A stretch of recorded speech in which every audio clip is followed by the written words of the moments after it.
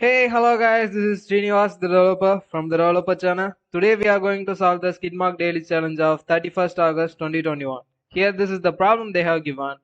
Floating point place values.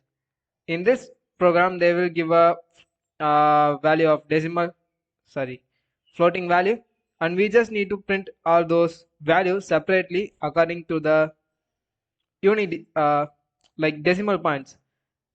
Like the 6 is in the place of 10th, so we just need to print 60. Like we just need to make things that the sum will give you the given float number. So the 60 plus 80 will give you 68. 1 by 10 plus 2 by 100 will give you 0.12, like that. So we just need to do the same. But in this case, we are not going to put all those values like 9 by 10 or 8 by something like that. Have you seen this pattern? Like they are splitting all those values before and after dot. Here this is in the length of 2, so we just need to put all those values in single digit and 10 digit, 100 digit, like that. And after that they are dividing the values by 1 by 10, 1 by 100, 2 by 100, 3 by 1000, like that. So we just need to split all those values, and we just need to make this as a string pattern. So let me solve that. Here this is the input part, in which we will get decimal and floating value map of, I'm just getting all those values as a string as it is, input dot split. This time we just need to split all those values by dot. So it's time to do the operation. For I in range of len of d, so this will give you the total length of the decimal value. At this case we will get 2, right? So we just need to print all those values with the respective power of 10. So print d of I into 10 to the power of len of d minus I, comma end equal to space. So if I save and run this, 68.12, we got, oopsie, yeah, this should be a separate part and this should be a separate part.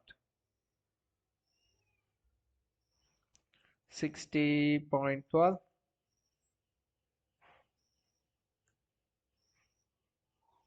Wait, what just happening?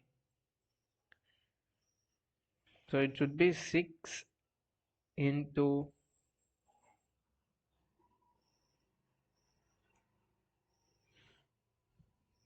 okay, I got it.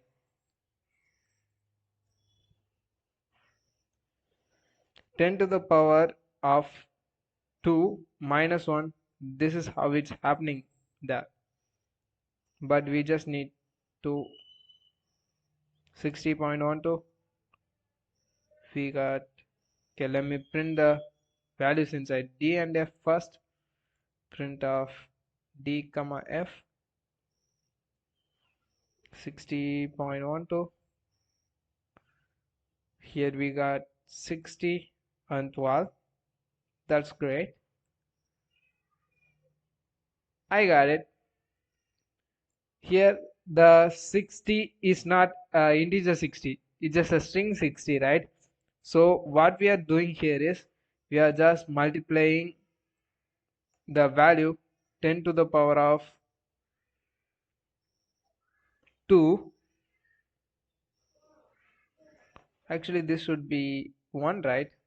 10 to the power of 2 minus I. At this time I is in the value of 0, right? So 2 minus 0 will give you 2. So 10 to the power of 2 will give you 100. That's why we are getting 106. So to get rid of that we just need to specify minus 1 and we just need to put int here. We just need to typecast the values. 60.12, actually 68.12. So now we got 60 and 8.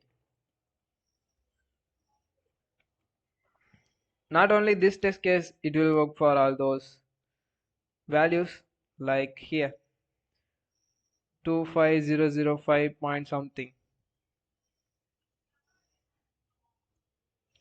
25005 point this should be integer values, otherwise it will give you some kind of weird errors. Actually not this time, because we are not typecasting anything, right?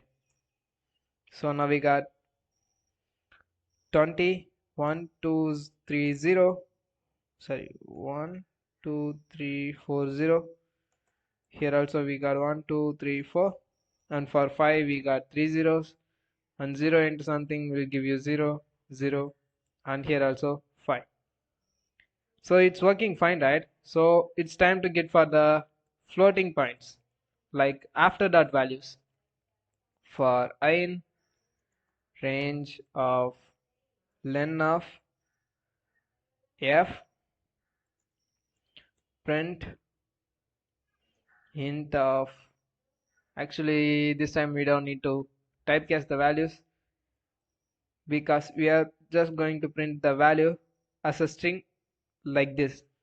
So f of the digit slash and 10 to the power of something, f of the digit slash and 10 to the power of something. So f of I plus division symbol plus 10 to the power of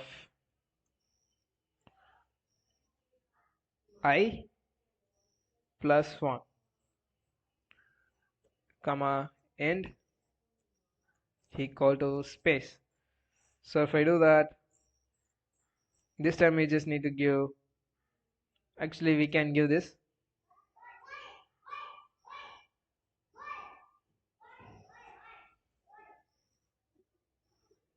yeah, this should be string.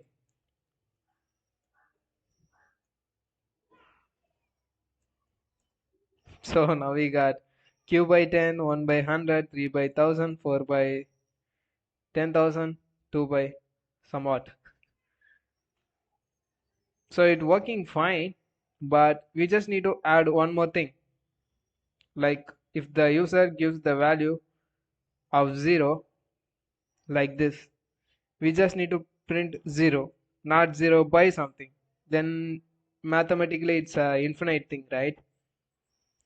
So 1000 001,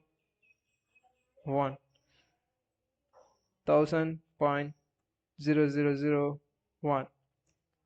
So now we got 1000 properly, because we are typecasting the value into integer, right? But for the floating values, we are printing the values as it is, like as a float. So to get rid of this, we just need to specify one more condition here. If int of f, go for it. Otherwise, print f of I as it is.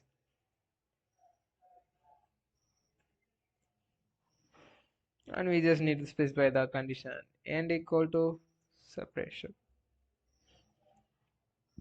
So if we do that, we'll get 1000 and in between zeros 1 by 10,000. This is what we getting here, right? Also, so that's it guys, that's it for today's video. Here this is the code for review. Hope you really like and enjoy this video. More of all, hope you understand what we are doing here. See you soon with something else tomorrow. Until then, bye.